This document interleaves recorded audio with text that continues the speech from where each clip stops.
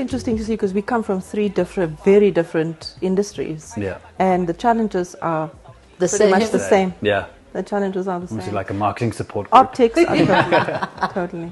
I mean, managing optics is really, it's difficult. People don't understand the difference between marketing and PR, marketing and performance marketing. Yeah. They're not the same thing, Yeah. you know. Yeah. The one that's hurting me the most is the difference between marketing and sales. It's not one job. I can't stress this enough. Yeah. But I guess as long as you know that whatever activity that we do needs to convert into a sale Yes. of some sort so that we can then get the money.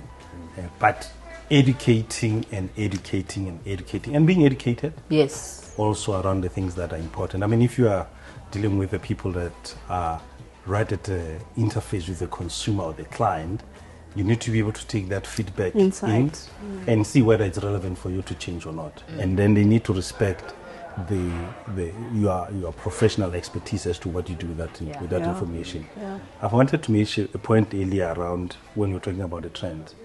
I think it's important that we relook at mentoring.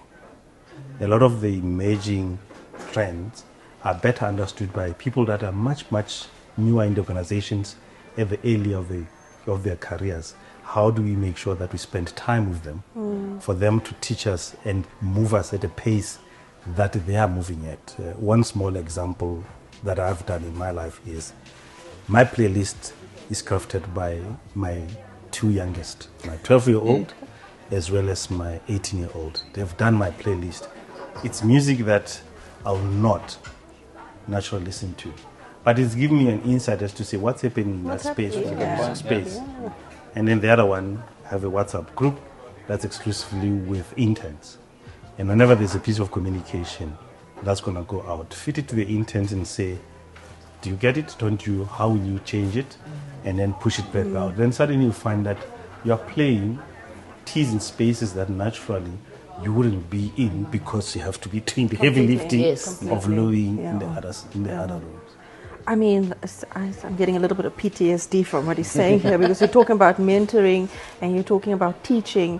And once you get to a point where you're at a senior level or you are at a point in a business where you are dictating strategy or you're thinking of strategy does not happen behind a desk and a laptop. Yeah.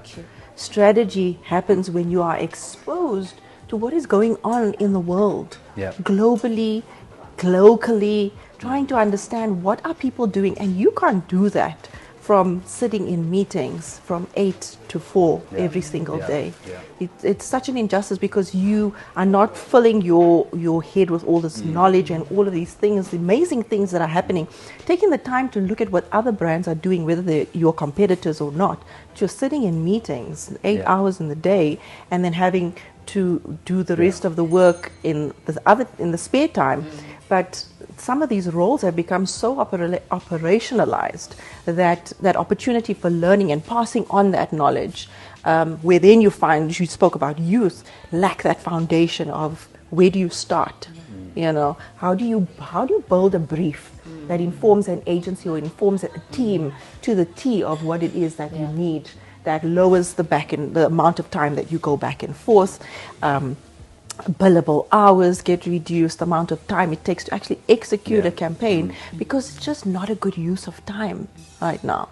You know, you look at other brands like Heineken, the FMCG industry right now, even the banking sector is doing really great things. You know, traditionally the banks are seen to be boring and you know they don't really touch you where they're going into those spaces now. You know, and those ideas don't happen behind the desk.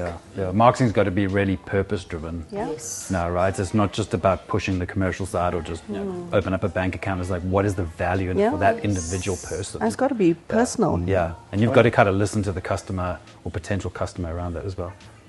I mean, as you're speaking now, I just realized something scary, that the tools that we are going to rely on, we spoke about the impact of AI, somebody's feeding them and programming them. Yeah. And then you take it. And they could be feeding them limited information based on their knowledge. Yes. and then that becomes standardized as a knowledge. Yes. So